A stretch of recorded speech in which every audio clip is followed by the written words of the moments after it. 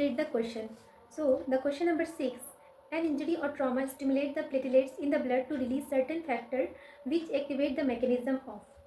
Option agglutination, precipitation, coagulation, antibody production. तो इसमें से आप लोग को ज़्यादातर इसका आंसर पता होगा, लेकिन इस वीडियो में मैं आपको इसका मैकेनिज्म बताऊंगी कि आखिर जो खून क्लॉटिंग थक्का जो होता है, जहाँ पे अगर हम लोग को कटिंग लगता है ब्लड वेसल्स में, तो वो क्लॉटिंग जो है वो कैसे होता है, उसका मैकेनिज्म क्या है। ठीक है, तो मैं एक रफ डायग्राम बनाती हूँ हैंड का। सपोज ये हमारा हैंड है और ये ब्लड वेसल्स, यहाँ पे कोई शार्प चीज़ से जो है कट लग गया, कट लगा तो यहाँ से ब्लीडिंग होने लगा, इसको लीकेज भी कहते हैं। ब्लीडिंग हो रहा है तो अब क्या होता है कि एक जहाँ पे इंजर्ड टिश्यू है, इंजर्ड टिश्यू जो है वो एक सब्सटेंस रिलीज करता है जिसको हम लोग थ्रोम्बोप्लास्टिन कहते हैं, और जो प्लेटलेट्स इंजर्ड टिश्यू के पास है वो भी ये सब्सटेंस को रिलीज करता है, ये सब्सटेंस रिलीज होता है, सॉरी, ये जो इंजर्ड टिश्यू है वो थ्रोम्बोप्लास्टिन सब्सटेंस रिलीज करता है, और जो प्लेटलेट साइट है इंजर्ड साइट पे वो भी थ्रोम्बोप्लास्टिन रिलीज करता है। थ्रोम्बोप्लास्टिन एक एंजाइम फॉर्म करता है जिसको हम लोग क्या कहते हैं, थ्रोम्बोकाइनेज। एनसीईआरटी में एक लाइन है, एनसीईआरटी में लाइन ये है कि इस एंजाइम का formation series of cascade of reaction की हेल्प से होता है। तो वो क्वेश्चन क्या है, series of cascade of reaction होता क्या है, series of cascade of reaction. तो अब मैं आपको समझाती हूँ। थ्रोम्बोप्लास्टिन ये है, आई थिंक ये स्पेस थोड़ा छोटा पड़ जाएगा तो मैं इसको थोड़ा इरेज कर देती हूँ। हम लोग समझेंगे कि series of cascade of reaction. Thromboplastin,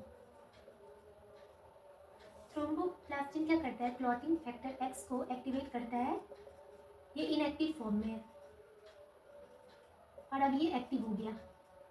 कि कौन किया, थ्रोम्बोप्लास्टिन एक्टिवेट किया क्लॉटिंग फैक्टर एक्स को। उसके बाद जो है क्लॉटिंग फैक्टर वाई भी इनएक्टिव फॉर्म में है, तो क्लॉटिंग फैक्टर एक्स इसको एक्टिवेट कर दिया, क्लॉटिंग फैक्टर वाई को, ये भी इनएक्टिव फॉर्म में है, इसको एक्टिवेट कर दिया कौन, क्लॉटिंग फैक्टर एक्स। फिर further clotting factor Y activate किसको करता है, क्लॉटिंग फैक्टर जेड को, क्लॉटिंग फैक्टर जेड, ये भी इनएक्टिव फॉर्म में है, अब ये एक्टिवेट हो गया। अब जो है लास्टली क्लॉटिंग फैक्टर जेड जो है एक्टिवेट किसको करता है, थ्रोम्बोकाइनेज को, जो एक एंजाइम है थ्रोम्बोकाइनेज, ये भी इनएक्टिव फॉर्म में है, इसको एक्टिवेट कर दिया थ्रोम्बोकाइनेज।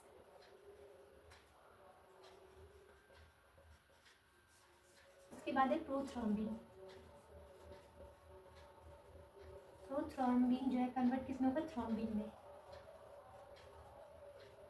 जो कौन किया, थ्रोम्बोकाइनेज किया।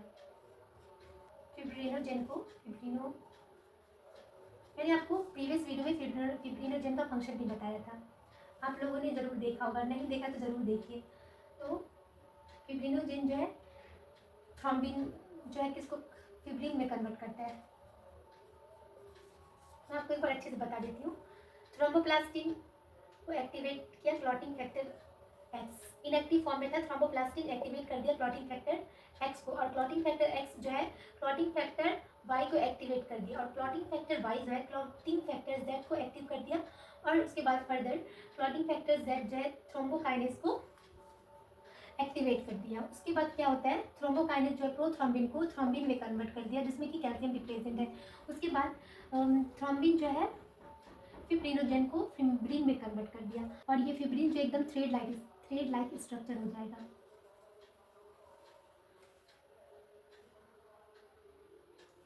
फिब्रिनोजेन जो एक मोनोमर है, और फिब्रिन जब ये कन्वर्ट हो गया इसमें तो एक थ्रेड लाइक स्ट्रक्चर बन गया, और फिब्रिन जो एक थ्रेड लाइक स्ट्रक्चर है, ये इसका लास्ट प्रोसेस है। तो होता क्या है, मैं इसको एक इमेज, बड़े इमेज में बताती हूँ। जहाँ पे कट लगता है तो वहाँ पे एक थ्रेड लाइक स्ट्रक्चर हो जाता है, ठीक है, जमा हो जाता है, और वहाँ पे कुछ कुछ जो है फॉर्म्ड एलिमेंट भी जमा हो जाता है, जैसे कि फॉर्म्ड एलिमेंट कौन कौन हो गया, आरबीसी, डब्ल्यूबीसी, प्लेटलेट्स। जैसे खून जो है बाहर नहीं जाता, ज़्यादा एक्सेसिव लॉस नहीं होता है, एक्सेसिव लॉस नहीं होता है, किसकी वजह से, फिब्रिन की वजह से। फिब्रिन जो एक थ्रेड लाइक स्ट्रक्चर फॉर्म कर देता है। तो यहाँ पे एकदम छोटा छोटा ये जो है फॉर्म्ड एलिमेंट है WBC, RBC, प्लेटलेट्स। तो इसका कंक्लूजन क्या निकला, फिब्रिन के थ्रेड जो है आपस में फंस जाते हैं और जो जगह स्पेस जो खाली रह जाता है वहाँ पे फॉर्म्ड एलिमेंट उसका स्पेस ले लेते हैं। उम्मीद है कि आपको ये मैकेनिज्म समझ में आया होगा। अगर कोई भी प्रॉब्लम है तो आप ज़रूर कमेंट करें। तो अब इसका आंसर हम लोग को हमेशा लाइफ टाइम याद रहेगा, क्योंकि हम लोग इसको बहुत डीपली पढ़े, इसका मैकेनिज्म को समझे। तो इसका आंसर तो कोगुलेशन होगा, ठीक है।